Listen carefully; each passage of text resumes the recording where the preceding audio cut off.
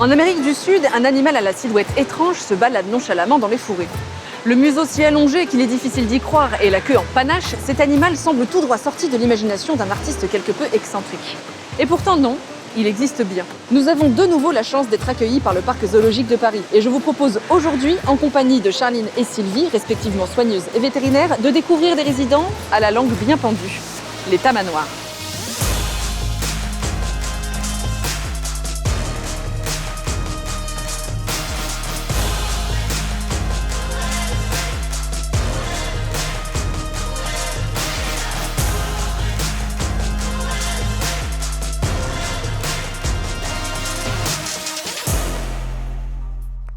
Comme les différentes espèces de paresseux, les tamanoirs, aussi appelés fourmiliers géants, font partie de l'ordre des pilosas. Ce sont des animaux assez imposants qui peuvent mesurer jusqu'à 2 mètres de long et peser jusqu'à 55 kg. Ils vivent entre les prairies et les forêts tropicales d'Amérique centrale et du Sud.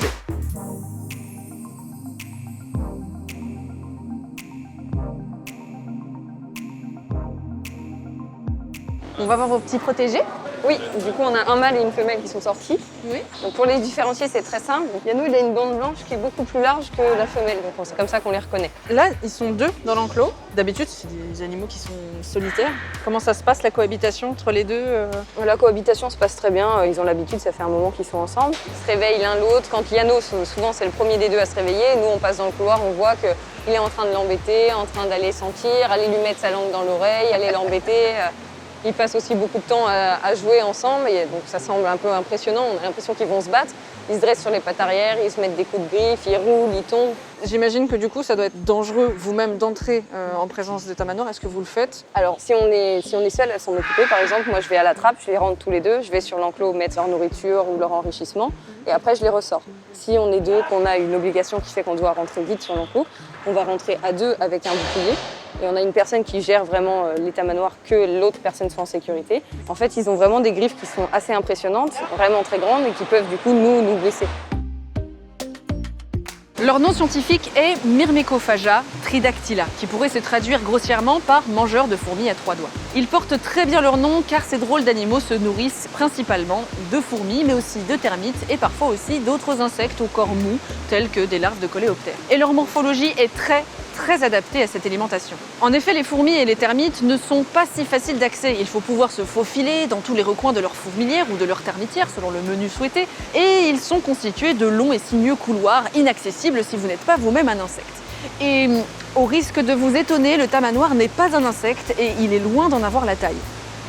Mais il n'en a cure de s'introduire dans le repère de ses proies. Ce qui l'intéresse, c'est juste que ces petits encas à 6 pattes finissent dans son estomac.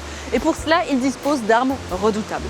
D'abord, une tête extrêmement allongée que l'on pourrait carrément qualifier de tubulaire, au bout de laquelle on trouve une petite bouche, mais surtout un nez qui cache bien son jeu. Car si les autres sens des tamanoirs sont pas dingues, voire mauvais pour ce qui est de la vue, leur odorat par contre est très développé. Il est 40 fois plus subtil que le nôtre. À titre de comparaison, le chien, qui lui aussi est réputé pour son nez, a un odorat environ 30 fois plus fin que l'humain. Donc le tamanoir est encore au-dessus de nos compagnons baveux sur ce point. Mais du coup, vous faites des entraînements? Vous avez une vétérinaire que je crois que j'aperçois. Oui, bonjour. Bonjour. Donc comment ça se passe pour les soins? Il y a un entraînement médical? Alors oui, tout à fait en fait. On se base toujours sur la confiance qu'ont les animaux en leurs soigneurs pour introduire la personne qui est souvent un peu plus mal perçue par les animaux, qui est le vétérinaire. Ça nous permet de jouer un rôle qui devient positif pour l'animal et qui fait justement il n'a plus cette appréhension des gestes techniques. Ouais. Donc on a construit une caisse spéciale pour l'entraînement et progressivement on habituait les animaux à venir dedans sans jamais les contraindre en fait. On les habituait progressivement à être touchés à différents endroits du corps, sur la tête, sur la queue. Et progressivement, on a pu aller, on peut faire des prises de sang, on peut faire des échographies, on peut faire des auscultations. Comme la girafe, mais à plus petite échelle. Quoi. Voilà, C'est exactement, c'est une plus petite caisse. Par l'odeur alléchée, le fourmilier géant va alors repérer ses mets préférés et enfin trouver le centre névralgique de leur activité, leur nid. Mais pas facile de pénétrer cette forteresse. Il faut pouvoir en ouvrir les portes. Et c'est là qu'intervient une autre spécificité anatomique de l'animal, ses pattes avant. Elles sont d'ailleurs très surprenantes ces pattes. En effet, les tamanoirs marchent non pas en prenant appui sur leurs plantes et leurs paumes, mais sur l'arrière de la patte, qui est alors fermée comme un poing. Cette position permet sûrement au fourmilier géant de protéger de l'usure ses longues et puissantes griffes qu'il utilise alors pour éventrer par exemple une termitière, faisant ainsi une entrée fracassante au milieu des insectes qui ne l'avaient sans doute pas vu venir.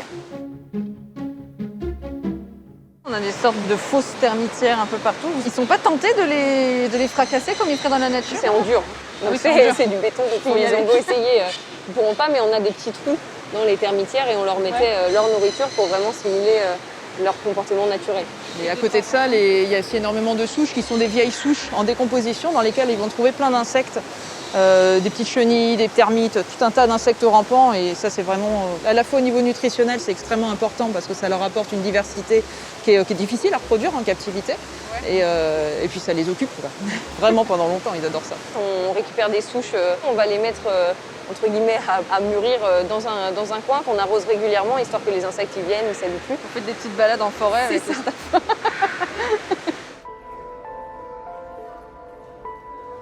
Malgré une mobilité des mâchoires très limitée, voire inexistante, et une petite bouche sans dents, celle-ci s'ouvre assez pour laisser se déployer l'atout le plus impressionnant du tamanoir, sa langue. Elle peut mesurer jusqu'à 50 cm de long et est recouverte de papilles bombées et orientées vers l'arrière. Cet appendice est recouvert d'une épaisse salive collante qui ne laisse aucune chance de fuite aux victimes qui auraient le malheur d'entrer en contact avec elle.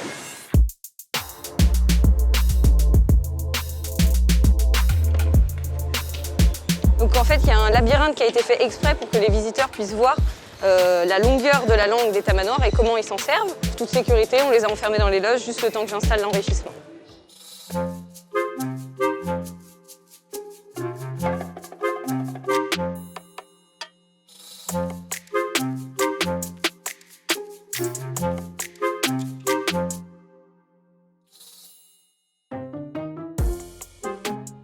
Mon anthropomorphisme me fait dire qu'il est en plein kiff vu ses yeux. Cette impressionnante langue est supportée par un ensemble d'os et de muscles spécialisés qui lui permet des mouvements précis et rapides. Ainsi, l'organe entre et sort de la bouche à un rythme effréné, près de 3 fois par seconde. Emprisonnés dans la bouche, les insectes sont écrasés contre le palais du mammifère avant d'être avalés. Les fourmiliers géants peuvent ainsi ingérer près de 30 000 fourmis et termites par jour. Mais pas en une seule fois. Et oui, c'est pas parce que c'est petit que ça ne se défend pas. Et le repas sera de courte durée, de l'ordre de la minute. Car évidemment, les fourmis, comme les termites, ont des castes de soldats qui prendront d'assaut le museau de l'envahisseur qui devra vite prendre la tangente et se débarrasser prestement des défenseuses à l'aide, encore une fois, de ces griffes qui ne servent pas qu'à creuser. Ils ont besoin de soins particuliers. Alors en fait, cet entraînement, on l'a mis en place surtout parce que pour l'instant, on n'avait pas de reproduction et on voulait pouvoir aller explorer le cycle de Tabitha, donc là, notre femelle, et puis vérifier que Liano produisait suffisamment de testostérone pour... donc à la Apparemment, base, au niveau c'était- testostérone, c'est pas... C'est assez bas, voilà. C'est ce qu'on a pu justement, c'est grâce à cet entraînement et à ces prises de sang qu'on a pu remarquer ça.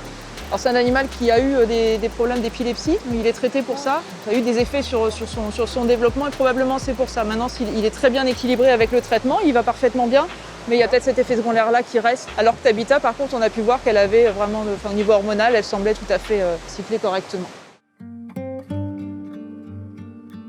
Malheureusement, les populations de fourmiliers géants ne se portent pas bien. Cet animal est classé comme espèce vulnérable et la situation ne semble pas aller en s'arrangeant. À cause du morcellement et de la réduction de son habitat dû à la déforestation qui grignote petit à petit le territoire de nombreuses espèces. Les incendies peuvent aussi être fatals, mais il y a aussi la chasse et enfin la circulation qui décime les populations de ces animaux fascinants sur lesquels on a tant de choses encore à apprendre. Pour ne rien arranger, les tamanoirs ont apparemment mauvaise réputation. Ils attaqueraient les chiens, voire les enfants. Il est considéré comme un animal qui porte malheur en Amérique du Sud et il arrive que les gens fassent même exprès de les percuter en voiture. Les superstitions, ça fait faire des choses bêtes parfois. Souvent. Des actions de protection des fourmiliers géants sont mises en place au travers de zones protégées et de réintroduction. Mais le destin de ces grands mangeurs de fourmis reste incertain. Espérons que la situation aille dans le bon sens et que ce profil effilé puisse encore longtemps renifler les forêts et prairies d'Amérique du Sud. Normalement, ils ont un territoire qui est assez grand, non? Oui, plusieurs kilomètres carrés, oui. Du coup, vous palliez comment pour éviter que, je sais pas, qu'ils s'ennuient, qu'ils tournent en rond? L'étendue d'un territoire, ça va souvent avec les ressources alimentaires du territoire. Donc ils peuvent avoir besoin d'étendre leur territoire juste parce que les ressources sont assez dispersées. Ici, forcément, la nourriture est servie à domicile. Donc on essaie de complexifier l'accès de façon à ce que ça les fasse réfléchir, de façon à vraiment stimuler cet intellect. Et finalement, ce qu'ils auraient en marchant loin, Ils le trouvent d'une certaine façon en se creusant la tête avec le labyrinthe, avec voilà, des solutions un petit peu qu'on leur demande de chercher par eux-mêmes. Il y a des enrichissements, mais c'est pas quelque chose qu'on fait en plus, c'est la façon normale de s'occuper de ces animaux-là. Vous pourriez vous contenter de mettre une gamelle. Voilà, ça on le fait partie.